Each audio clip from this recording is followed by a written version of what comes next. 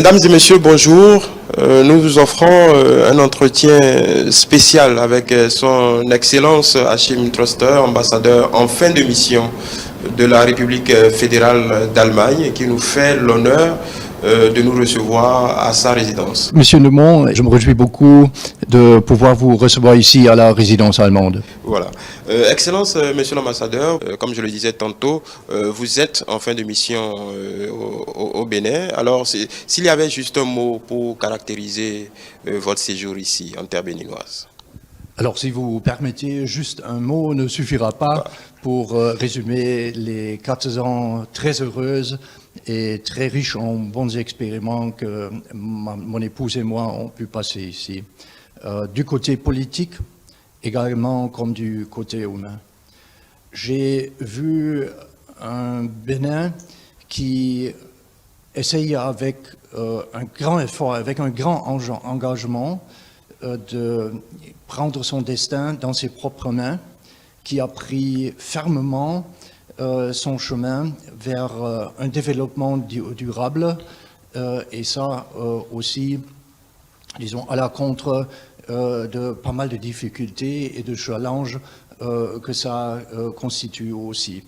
Ça a été fort impressionnant pour moi d'accompagner le pays dans cette période et époque de son histoire qui est, je crois, décisive et aussi très fascinante. Et je peux vous assurer que ce nouveau dynamisme, cette nouvelle discipline et cette rigueur qui constituent des nouveautés pour le pays ont été notés avec beaucoup de sympathie et attention aussi à Berlin. Du côté humain, je suis également avec ma femme très impressionné de la grande chaleur et de la gentillesse avec laquelle nous avons été accueillis ici partout dans le pays, que ce soit à Parakou, à Malanville, à Natitengu ou à Bukombe. Cet accueil chaleureux et cette grande sympathie nous a toujours fortement impressionnés. Et ce qui m'a surtout réjoui, c'est que l'apport de l'Allemagne au développement du Bénin est visible et évidemment est aussi apprécié par la population béninoise. Voilà, vous parliez de l'apport de la République fédérale d'Allemagne au Bénin. En parlant de coopération, une coopération qui date pratiquement des années 60, vous appuyez le Bénin dans divers secteurs, mais si vous pouviez faire aujourd'hui le bilan de cette coopération sur ces 4 dernières années, qu'est-ce que vous pouvez nous en dire ? Alors j'ai à plusieurs reprises pu me convaincre des très bons résultats de la coopération allemande et nous entendons par coopération la coopération au développement. J'ai vu que la coopération allemande est pertinente, elle aide les populations et le gouvernement aux attentes des ODD. Et elle accompagne le pays dans son développement. Et surtout, quand je regarde les 4 ans passés que j'ai pu observer moi-même, aussi la coopération avec un Bénin qui s'est donné une nouvelle dynamique vers le développement a été couronnée de beaucoup de succès. La preuve en sera aussi demain les négociations intergouvernementales de coopération qui démarreront demain et où, à cause de la voie avec beaucoup de succès qu'a pris le Bénin dans son chemin de développement, le gouvernement allemand va s'engager à des contributions significatives aussi à l'avenir. Vous parliez de rigueur, de discipline. Dans la bouche d'un Allemand, ça prend énormément de sens, tant on sait que l'Allemagne, dans l'Union européenne, est, on va dire, la gardienne de l'orthodoxie budgétaire et financière. Alors, qu'est-ce qui vous a le plus impressionné ces 4 dernières années dans la gestion parce qu'il y a eu beaucoup d'efforts qui ont été consentis dans la gouvernance financière, la discipline budgétaire, la rigueur. Et d'ailleurs, quand vous aviez été reçu par le président de la République il y a quelques jours, vous insistiez évidemment sur tous ces efforts. Qu'est-ce qui vous a le plus impressionné dans cet élan que le gouvernement tente d'imprimer depuis quelques années à notre pays? Bon, si je peux résumer, ce qui m'a le plus impressionné, je ne pourrais que dire, c'est la ferme détermination. La ferme détermination de Monsieur le Président de la République et aussi de tout son cabinet de vraiment changer le cours du Bénin vers un développement durable. Même si ça a connu aussi du contrevent parmi ceux qui s'étaient habitués à quelques approches dans le passé qui ont empêché le Bénin à atteindre les objectifs de développement qui auraient été possibles. Je partage pleinement l'analyse faite par Monsieur le Président qu'il ne faut pas seulement aborder des réformes particulières, mais qu'il faut procéder à aussi un changement de mentalité. C'est une entreprise ambitieuse et qui politiquement est aussi dure. Monsieur le Président a dit à plusieurs reprises que ce n'est pas son premier objectif d'être populaire et j'ai vu que parfois il s'est fait impopulaire. Mais de l'autre côté, et en étroit contact avec nos experts de coopération, j'ai vu que cette voie, cette ferme détermination a été couronnée de succès. Et je crois que c'est au moment vraiment la grande chance que peut saisir le Bénin pour vraiment pérenniser sa voie vers un développement persistant et pérenne. Quand on analyse un peu les secteurs vers où sont allés vos appuis, on peut la bonne gouvernance, l'appui à la décentralisation, la formation professionnelle, l'agriculture, autant de secteurs où l'Allemagne a une réelle expertise.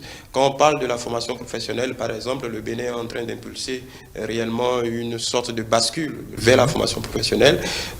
Comment pensez-vous qu'un pays comme le nôtre, qui part de loin, peut impulser ce changement? Bon, tout d'abord, la coopération allemande est ici parce que le gouvernement du Bénin le veut. Et vous avez fait allusion aux différents secteurs dans lesquels nous sommes actifs ici. Ce sont les secteurs, comme vous avez dit, où l'Allemagne est réputée avoir de bonnes expériences et nous nous sentons honorés aussi de la confiance que pose le gouvernement du Bénin dans nos contributions. Alors, vous avez mentionné explicitement la formation professionnelle et moi je suis personnellement, à la fin de ma mission ici, très heureux de pouvoir observer les premiers pas que la coopération allemande fera dans ce secteur éminemment important. Et je me rappelle la première fois que j'avais l'honneur, il y a 4 ans, d'être reçu par son Excellence, Monsieur le Président de la République.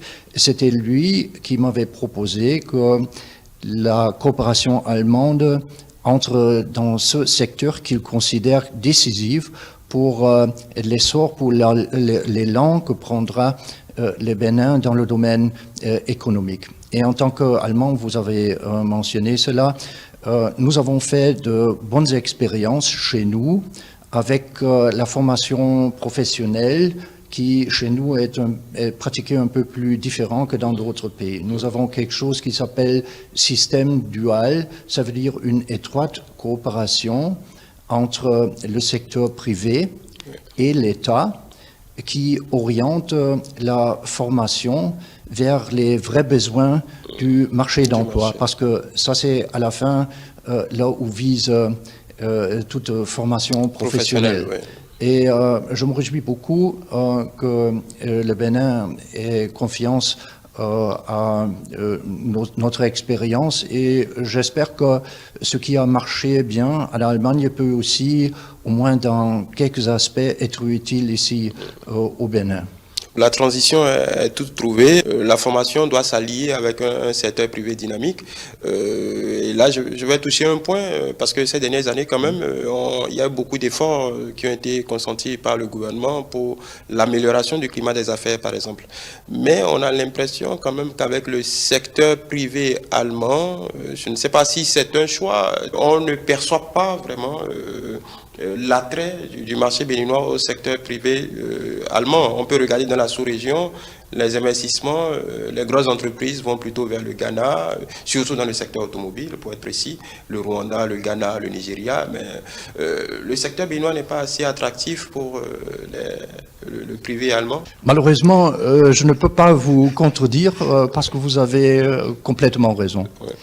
Et ça ne correspond pas disons, ce manque de visibilité et d'engagement du secteur privé, de l'économie allemande ici au Bénin, ça ne correspond pas aux souhaits de la politique allemande. La chancelière, Madame Merkel, a à maintes reprises clairement assuré que pour lui, un engagement fort du secteur privé de l'Allemagne dans l'économie de l'Afrique en général est important pour le continent partenaire qu'est l'Afrique. Vous avez dit un choix, je n'y crois pas. Tout d'abord, vous me l'excuserez, le Bénin est malheureusement très peu connu par mes compatriotes. Et il ne faut pas oublier que le Bénin constitue un marché assez petit. C'est un pays d'envergure, de taille moyenne, avec 11 millions, un peu plus de 11 millions d'habitants. Ça veut dire que ça constitue pour les grandes entreprises un marché assez petit. Il faut aussi constater que j'ai l'impression que c'est aussi un peu la langue qui limite aussi un peu l'engagement du secteur privé. Peut-être avec quelques exceptions, mais en général, le secteur privé allemand est plus investi dans des pays, comme vous les avez mentionnés, au Ghana et surtout au Nigeria, et aussi en Afrique du Sud, qui parlent anglais que dans les pays de la francophonie. Ça a aussi des raisons historiques, c'est tout à fait clair, et aussi ça a été un choix des pays qui se sont plus orientés vers les pays francophones, ce que je trouve tout à fait naturel. Avec une plus grande sensibilisation pour l'importance du fait de coopérer économiquement plus que dans le passé avec l'Afrique. Les yeux se dirigeront aussi sur le Bénin. Avec toutes les réformes qui ont été entreprises, j'espère qu'un jour les bonnes nouvelles arriveront même jusqu'en Allemagne chez le secteur privé. Il ne faut pas être trop ambitieux, mais je crois que le niveau que nous avons au moment, j'en suis pas fort content. Ça a des raisons, mais je crois que on peut y travailler. Je sais que le gouvernement du Bénin a déjà pris quelques pas vers l'Allemagne et aussi en essayant de se faire plus connu en Allemagne qu'auparavant et aussi d'étaler les possibilités d'activité économique ici.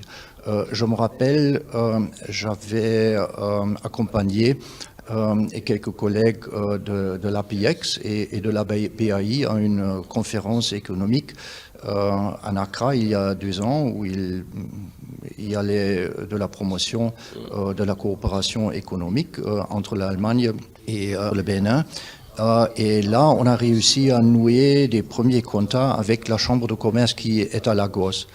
Là, on a essayé d'établir des contacts réguliers et de présenter le Bénin comme économie qui offre des possibilités d'investissement et de coopération attractives aux acteurs qui sont déjà actifs au Nigeria. Je crois que c'est vraiment l'approche à faire. Ça, c'est mieux que d'inviter des gens qui ont de faibles connaissances du marché de Bénin en Allemagne. Malheureusement, la crise du Covid-19 a un peu empêché de répandre tout cela. Je crois que c'est à moyen terme la voie à poursuivre qui offre le plus de perspectives, à mon avis. On parlait des secteurs où l'Allemagne a appuyé le Bénin. Quand on s'appesantait un peu sur le secteur de l'appui à la décentralisation, on sait que dans ce secteur-là également, l'Allemagne a une certaine expérience avec les Länder, ainsi de suite, une forme de gouvernance locale qui facilite un peu la performance de ce pays. Alors, vis-à-vis de la décentralisation, parce que là, en ce moment, le Bénin, le gouvernement a impulsé une nouvelle réforme de la décentralisation pour pouvoir rendre les collectivités locales un peu plus performantes dans la gestion financière, par exemple, dans les postes techniques à pouvoir. L'appui de l'Allemagne dans ce secteur. Alors, pour ne mentionner que les actes principaux, je crois que c'est surtout le soutien au FADEC. Et à promouvoir la gestion financière autonome des communautés. On a étroitement coopéré dans le cadre du programme géré par la GIZ. On a étroitement coopéré avec plusieurs communes, pour ne mentionner que d'Excellence le Boïcon, qui a même gagné plusieurs prix pour une bonne gestion. On a essayé, on a soutenu les communes à bien former leur personnel. On a formé les membres de l'administration pour dresser un bon budget. On a essayé de donner des conseils pour hausser les propres recettes. Et notre coopération financière, qui est gérée par la Kreditanstalt für Wiederaufbau, KfW, a donné des contributions significatives au FADEC pour les activités des différentes communes. Un autre soutien fort important a été la gestion financière. Il y a un groupe d'experts qui coopèrent étroitement avec le ministère de l'économie et des finances, qui sont même installés là, et ils ont beaucoup consulté le Bénin dans ses succès en ce qui concerne l'administration de la dette. Je crois que ce sont nos apports les plus significatifs de la décentralisation des dernières années. Vous parliez du bilan du président de la République et de son gouvernement, mais on peut remarquer quand même qu'il y a eu beaucoup de critiques qui ont été faites au sujet des différentes réformes politiques du quinquennat passé. Comment avez-vous vécu, vous, en tant que diplomate, les dernières péripéties de la démocratie béninoise ? Alors, il est tout à fait clair que moi, en tant que citoyen allemand qui a été socialisé politiquement sous le système de la République fédérale allemande, que j'ai fait des observations tout à fait particulières. L'expérience allemande est très différente de celle du Bénin. Mais, je l'ai déjà mentionné, je partage en tant qu'observateur avec beaucoup de sympathie pour le développement du pays au service des populations. J'ai partagé pleinement qu'il faudrait abandonner quelques déficits dans le système politique tout en général, en y incluant aussi les mentalités, pour limiter les mauvaises conséquences de certaines mauvaises habitudes qui règnent au pays. Et en tant qu'Allemand, pour moi, un nombre de partis qui dépasse le nombre de plus de 200 dans un pays de la taille du Bénin, ça commence à devenir difficile à expliquer. Et je crois personnellement, sans vouloir m'ingérer, que l'introduction ou l'essai d'introduction d'une compétition autour des contenus, ce qui est le fond des idées. Si j'ai bien compris les réformes, surtout au système des partis, c'est vraiment une nécessité. J'ai pu constater qu'ici, beaucoup de Béninois conçoivent toujours, disons, la compétition démocratique exclusivement comme une lutte pour le pouvoir. Je ne suis pas si naïf de croire qu'aussi dans mon pays, ce n'est pas une lutte du pouvoir, mais il faut, à mon avis, pour qu'une démocratie soit vraiment vivante au bénéfice des populations, parce que ça, c'est vraiment l'objectif d'une démocratie, qu'elle soit accompagnée d'une compétition sur les meilleures idées. Sur les meilleures idées au service de la population. Je crois qu'avec les réformes entreprises, qui n'ont pas été comprises par tout le monde, mais on est sur une bonne voie. Bon, vous avez mentionné ou fait allusion à quelques difficultés. Je partage naturellement complètement l'avis de Monsieur le Président de la République que les élections parlementaires de 2019 n'étaient pas si inclusives qu'elles auraient dû l'être.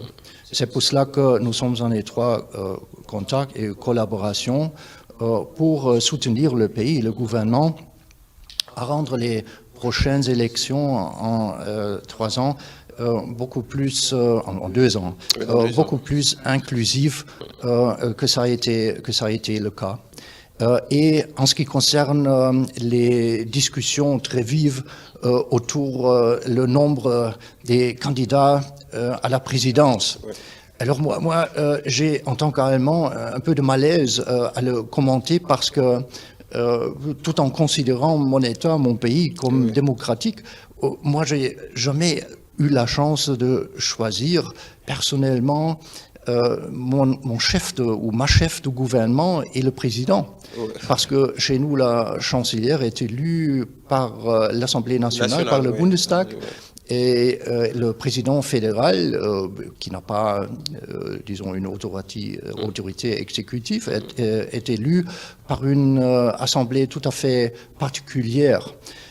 Et si on essaye de rationaliser un peu ce système, et moi j'ai interprété surtout, disons, les grands objectifs comme allant dans cette direction. En tant qu'Allemand, ça me paraît raisonnable, naturellement. Et là aussi, encore une fois, je partage l'opinion de Monsieur le Président. Il faut maintenant veiller à ce qu'il y ait un consensus plus large, qu'il y a plus de gens qu'auparavant qui comprennent pourquoi et dans quelle direction le pays va. Mais je crois que ça sont seulement des problèmes, de petits problèmes, qui ne devraient pas entraver disons, le cours en général que prend le pays. Oui, je ne peux pas m'empêcher de vous taquiner un peu sur cette question. Vous parliez de l'Allemagne là. Quand on parle de mandat électif dans les pays africains, la norme aujourd'hui, c'est la limitation de mandat. En Allemagne, vous avez une chancelière qui est là, qui est installée depuis plus de, je pense, 15 ans, je crois, 16 ans, je ne me trompe pas, mais qui va partir. Alors, est-ce qu'il y a une réelle objectivité autour de cette question de limitation de mandat? Alors, il va de soi que vous n'attendez pas de moi un plaidoyer en faveur d'une limitation. Non, mais aussi personnellement, j'en suis convaincu qu'une limitation n'est pas nécessaire si la démocratie en elle-même fonctionne bien. Alors, il ne faut pas oublier que notre chancelière, Madame Merkel, est toujours la personnalité politique la plus réputée en Allemagne, et ça même après 16 ans. Alors moi, en tant que démocrate, je suis d'avis que tant que la population est très contente avec la gestion que prend une personnalité, le chef ou la chef du gouvernement, et que les élections soient vraiment équitables et libres, pourquoi pas exprimer la confiance à des personnalités par exemple comme Madame Merkel, tant que la population le veuille. Mais comme j'ai dit, il est prioritaire que la démocratie fonctionne bien et qu'elle ne soit manipulée. Et de l'autre côté, et là je suis peut-être aussi très allemand, je crois que si on a déjà fixé des règles, il faut qu'on s'y tienne. Cette disponibilité à chaque moment des règles qu'on s'est données à un temps donné, à mon avis, risque de déstabiliser la démocratie. Ça veut dire, si on a décidé, et en général ce sont des décisions déposées dans les constitutions avec de grandes majorités, de limiter, pour de telles ou telles arguments, de limiter le mandat qu'on s'y tienne. Hein. Si c'est 2 fois 4 ans ou 2 fois 5 ans, qu'on ne le manipule pas autrement parce que ça déstabilise la confiance dans la démocratie. On va faire un autre arrêt, évidemment, sur une question d'actualité, la gestion de la Covid-19. Déjà, qu'est-ce que vous en avez pensé par rapport à notre pays, la gestion de cette pandémie par le gouvernement? J'ai été fort impressionné et de manière fort positive de la très bonne gestion, très prudente gestion qu'a pris le gouvernement, et j'aimerais bien mentionner aussi Monsieur le ministre Wong Patin, pour lequel j'apporte beaucoup d'estime. Le ministre de la Santé. Oui, le ministre de la Santé. J'ai été présent quand on nous a présenté les premiers installations pour les futurs malades ici à la Jean-Paul II. C'était même avant les premiers cas. Ça veut dire que le gouvernement a vraiment très très vite agi, a pris toutes les mesures qui étaient nécessaires pour s'y préparer. Et le cours qu'a pris le Covid, la pandémie ici au pays, a, à mon avis, clairement démontré la sagesse des mesures qui ont été prises. Aussi que, en contraste avec les mesures qui ont été prises dans beaucoup d'autres pays africains, la décision de Monsieur le Président de ne pas mettre tout dans un confinement, mais d'adapter les mesures nécessaires aux réalités socio-économiques du pays, à mon avis, ça n'a pas du tout nui à la santé publique, pas du tout. Et ça a contribué, à mon avis, de manière significative à maintenir l'économie du Bénin dans un état vraiment bon et très acceptable. Je crois que le Bénin est le seul pays qui a maintenu une croissance positive. Alors, et personnellement, je suis aussi très redevable à l'État béninois pour les mesures et pour la gestion de la crise, parce que moi j'ai eu le Covid-19 en janvier personnellement, et je suis très impressionné par la bienveillance avec laquelle on m'a accueilli ici. J'ai été informé par téléphone de mon résultat positif. Le prochain jour, on m'a convoqué chez un médecin qui m'a prescrit les médicaments nécessaires. Et tout ce qui s'est passé avec les tests consécutifs m'a inspiré beaucoup de confiance. Et aussi les mesures qui ont été prises ici à l'aéroport, surtout, sont à mon avis un exemple duquel, très positif, duquel peut aussi apprendre mon pays, l'Allemagne. Voilà, il y a une difficulté pour avoir accès au vaccin. À la date d'aujourd'hui, on parle simplement de 2% de vaccinés sur le continent africain. Le G7 vient d'annoncer des efforts des grands pays pour mettre à disposition ces vaccins-là aux pays les plus pauvres, dans les pays africains. Est-ce que vous ne pensez pas quand même que l'Afrique est victime de cette géopolitique du vaccin ? Merci beaucoup pour cette question très importante. Vous savez peut-être que mon pays, la République fédérale d'Allemagne, est parmi les plus grands donateurs dans le système de COVAX, qui donne de l'accès aux vaccins aux pays qui sont pas en mesure, comme les pays industrialisés, à se procurer le vaccin. Même dernièrement, mon gouvernement est à la tête de ceux qui s'efforcent de mettre à la disposition surtout de l'Afrique et aussi d'autres pays qui ont des possibilités et des ressources limitées à y avoir accès. Mais il faut aussi, disons, regarder de plus près, parce qu'on ne peut pas en généralement parler de l'Afrique, ce que les Européens aiment bien, mais il faut regarder de plus près. Ici au Bénin, j'ai vu qu'il y a de grands efforts pour répandre la campagne de vaccination, parce que ici, l'affluence des populations n'est pas encore suffisante. Ça veut dire si on n'utilise pas vraiment beaucoup d'efforts et toutes les mesures de conviction aux populations.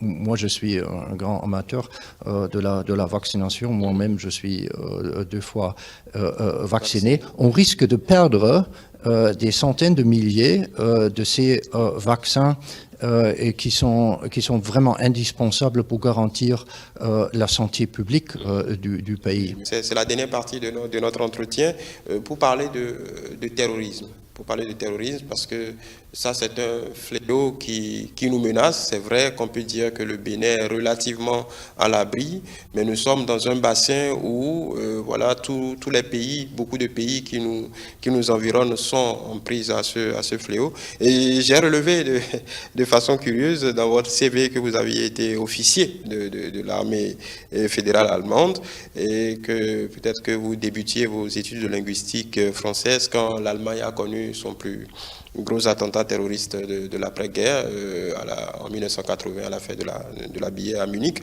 Même si ce n'est pas les mêmes formes de terrorisme, déjà par rapport au terrorisme en lui-même. Qu'est-ce que vous pouvez en dire? Qu'est-ce que vous pouvez, de votre expérience personnelle et de votre expérience de diplomate? Alors, comme vous le dites, cette menace terroriste qui pèse actuellement, malheureusement, sur cette région, elle est très différente de celle qu'on a connue dans mon pays. Vous avez mentionné un attentat fort déplorable. Moi, je me rappelle encore mieux la période à la fin des années 70 dans mon pays où il y avait une bande de terroristes appelés Baader Meinhof séquestrer des personnes, les tuer. C'était vraiment un grand fléau. C'était devenu, au moins dans la perception de la classe politique et de grande partie de la population, comme une vraie menace sur tout notre système. Ce n'est pas exactement comparable à la menace terroriste qui pèse ici, mais quand même, cette menace est sûrement encore plus dangereuse que celle qui était en Anomalia à l'époque. Bon, je suis très heureux que le gouvernement du Bénin est très sensible à cette question. Nous avons, derrière les portes fermées, discuté avec beaucoup de franchise et de confiance sur les questions pertinentes. Et vous m'avez demandé sur les possibles mesures pour contrer le terrorisme. Je crois que le premier élan qu'ont pris les pays qui sont menacés de former une réponse conjointe, c'est vraiment la voie à prendre. Je crois que ce phénomène régional ne peut être combattu que conjointement. Et c'est pour ça que j'apprécie beaucoup les efforts qui vont dans cette direction. Que peut faire l'Allemagne? Nous sommes déjà actifs dans le combat, disons, du phénomène de radicalisation, de déstabilisation des régions limitrophes, des régions frontalières. Alors, nous soutenons depuis longtemps avec messieurs Baglo, un projet dans le cadre de l'Union africaine pour la stabilisation des frontières. Parce que si l'État n'est pas suffisamment présent dans ces régions-là, les forces extrémistes et qui deviennent peut-être aussi terroristes ont un libre jeu.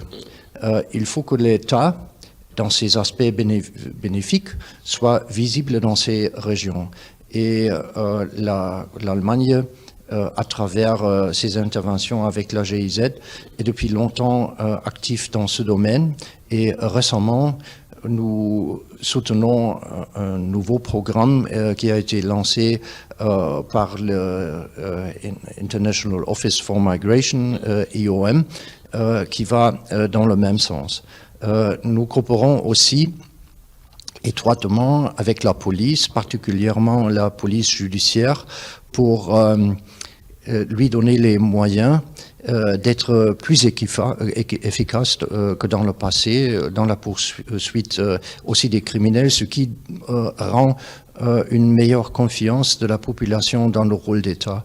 Et nous croyons que ce sont des mesures qui aident le Bénin à stabiliser des régions qui sont le plus exposées à cette menace de radicalisation et aussi de terrorisme. Voilà. Je voudrais être un peu plus insistant. Quand on regarde avec un peu plus de précision la coalition européenne, par exemple, qui est présente au Mali, on a toujours eu l'impression que l'Allemagne est toujours réticente à un déploiement de soldats. Il y a quelques soldats à terre, mais plutôt pour la formation et l'appui technique.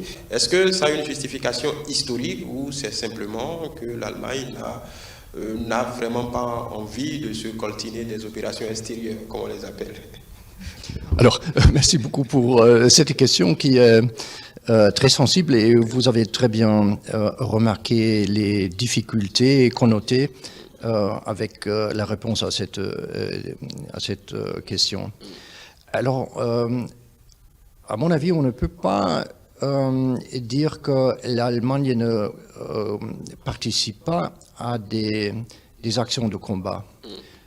Nous avons perdu presque une centaine de soldats les dernières 25 années dans des missions à l'étranger. Des soldats allemands ont été engagés dans vraiment des combats mortels et ils ont ils ont déploré des victimes. Mais vous avez tout à fait raison que avec le fond de notre passé, l'Allemagne a plus de difficultés à déployer des soldats pour le combat à l'étranger. Après ce qui s'est passé sous le régime naziste et avec la Deuxième Guerre mondiale, je me rappelle très bien mon père qui avait été encore soldat à l'âge de 17 ans, c'était la dernière année. Les gens comme lui, je dirais pas, ils n'avaient pas envie, ils avaient vraiment ras-le-bol de la guerre parce qu'ils avaient vu de leurs propres yeux à quoi cela a mené. Et pendant longtemps, pendant la confrontation Est-Ouest, on a pu se limiter à la défense de notre propre territoire. Et même le réarmement dans les années 50 a connu de fortes et très vives discussions par les forces plus ou moins pacifistes qui ne voulaient jamais de leur vie revoir des soldats allemands avec des fusils à la main et d'autres personnes qui pensaient de manière un peu plus pragmatique et qui disait, disons, étant donné la constellation de la politique internationale, il faut que nous aussi, on contribue à notre propre défense et à celle de nos partenaires. Il est tout à fait clair que nous sommes plus réticents que nos partenaires européens qui ont une autre un autre passé et une autre relation avec leurs forces armées qu'à l'Allemagne. Déjà, les derniers 30 ans ont vu beaucoup de changements dans notre attitude. J'ai mentionné qu'il y avait des soldats qui ont été engagés dans les combats. Le monde change et aussi la perception de la politique allemande sur ce qu'il faut faire et ce qu'il faut laisser change. C'est en plein mouvement et on ne peut pas présager ce qui se passe concrètement et on ne peut pas déduire une règle générale. Que dans une mission ou l'autre, l'Allemagne ne sera pas présent, peut-être comme avec des forces de combat, ne veut pas dire que dans une autre mission, nous n'y participerions pas. Voilà. D'accord. Et au niveau des forces armées béninoises, à moins que ce ne soit sensible, est-ce qu'il y a des missions en cours d'appui technique à nos unités de combat Oui, non, absolument. C'est sensible dans le domaine que je me réjouis beaucoup parce que les relations entre nos deux armées sont très, très étroites. Et ça, c'est aussi une des choses qui m'ont le plus impressionné ici, la très bonne relation entre nos soldats. Je ne savais pas qu'il y a chez vous, dans les armées ou dans les forces armées, beaucoup de sous-officiers et d'officiers qui ont subi une formation en Allemagne. Et j'ai pu constater avec beaucoup de joie qu'ils portent vraiment, la plupart d'entre eux, une grande affection pour l'Allemagne dans leur cœur. Alors, pour revenir au fait, on a toujours continué la formation des militaires en Allemagne et c'est avec un grand plaisir et une grande fierté que je peux aussi dire que l'amiral Ao, le chef de l'état-major général, a subi une formation d'officier d'état général en Allemagne et s'en souvient avec plaisir. Alors nous allons sortir de cet entretien avec une question peut-être pour boucler la boucle comme on le dit. Vous n'êtes pas économiste de formation, mais je voudrais revenir sur, parce que c'est une question qui fait florès aujourd'hui dans le débat politico-économique de la sous-région. En Europe, l'Allemagne est la gardienne, je le disais, de l'orthodoxie financière. Nous avons les mêmes critères de convergence ici dans l'espace UEMOA et de plus en plus de voix s'élèvent pour dire que des pays pauvres ne peuvent pas avoir les mêmes contraintes budgétaires que les pays riches parce que simplement des pays comme le nôtre ont encore grand besoin d'investissement, de fonds, de mobilisation de ressources. Est-ce que pour vous, Allemand Bontin, est-ce que vous pensez réellement que après avoir observé des pays comme le nôtre dans l'espace UEMOA, on peut se permettre quand même de desserrer un tant soit peu la ceinture des 3%, de faire pratiquement un peu plus d'inflation pour permettre à nos États d'avoir un peu plus de liquidité à investir?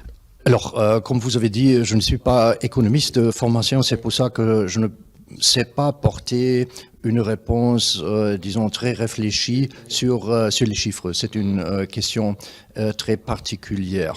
Mais je me rappelle des discussions qu'on a eues en Europe pendant longtemps et qui perdurent aussi. Alors, tous ces chiffres sont toujours ou constituent toujours à la fin un compromis politique. C'est tout à fait clair. Et il y a, surtout en Europe, beaucoup de cultures différentes en matière de gestion financière qui sont à unir pour arriver à une monnaie unique. Que ce soit 3% ou 4%, je ne sais pas vraiment porter une bonne réponse là-dessus. Mais je me rappelle, dans les années 70, il y avait la discussion qui donnait un peu l'impression comme si on pouvait manipuler tout. Peut-être on donne un peu plus d'inflation et un peu moins de rigueur financière ou budgétaire, comme si on pouvait faire vraiment, disons, une mise en œuvre très, très fine, avec des résultats très bien prédéfinis. Ça s'est avéré dans les années 70, au moins dans mon pays, comme ne pas étant faisable. Ça n'a pas marché. On a eu beaucoup plus d'inflation qu'on a voulu. Ça veut dire que ce sont des phénomènes qui très souvent sont un peu hors, disons, de notre espace d'impact. Et pour revenir à une question de principe, vous savez que les Allemands aiment bien les principes. Non, je crois que pour arriver à, disons, des résultats si ambitieux comme le sont l'introduction d'une monnaie unique, il faut qu'on se tienne aux règles qu'on s'est données de manière démocratique ensemble et qu'on ne mette pas toujours en question ce qui a été convenu. Il est tout à fait clair que si la plupart des spécialistes disent que ça c'est un pas erroné, il faudrait faire ça, bien. Mais en général, je crois que il peut être plus bénéfique de ne pas discuter d'1% ou moins ou de plus, mais de travailler à homologuer la gestion budgétaire et financière et des économies dans les différents pays pour arriver à des résultats qui, à la fin, sont acceptables pour tout le monde. Et ça constitue toujours un compromis. Monsieur l'ambassadeur, nous sommes pratiquement au bout de cet entretien. Je voudrais vous demander, pour l'intérêt de nos amis téléspectateurs, votre prochaine destination, est-ce déjà connu? Oui. À ma grande surprise, le ministre des Affaires étrangères de l'Allemagne a décidé de m'envoyer vers le Bangladesh, la capitale Dhaka, et ce sera en 3 semaines que mon épouse et moi nous envolerons vers l'Asie que nous ne connaissons pas encore. Voilà, ce sera un nouveau continent pour vous, j'imagine, dans votre parcours. Voilà, merci, Excellence, Monsieur l'ambassadeur, merci de nous avoir reçus chez vous et de nous avoir consacré du temps. On vous souhaite, on va dire, bonne chance dans la prochaine étape de votre carrière. Merci à vous toutes et tous qui nous avez suivis. Je vous rappelle que nous étions avec Son Excellence, Monsieur Achim Troster, ambassadeur en fin de mission de la République fédérale d'Allemagne. Nous sommes revenus quelque peu sur des questions d'actualité autant que les questions qui touchent directement à la coopération bénino-allemande.